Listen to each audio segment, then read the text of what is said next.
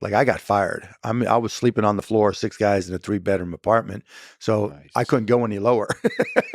So there was no Started at the downside. bottom. Yeah, there was no downside for me starting a business. And it was just like, I was 25 when we started Micro Solutions. And, I just gotten fired and it was like, look, I'm a lousy employee.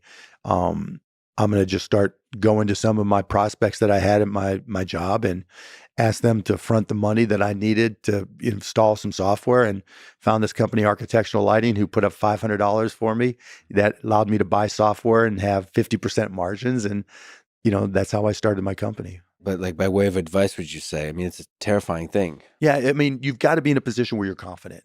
I get emails and approached by people all the time. What kind of business should I start? That tells me you're not ready to start a business, right? Either you're prepared and you know it or you don't.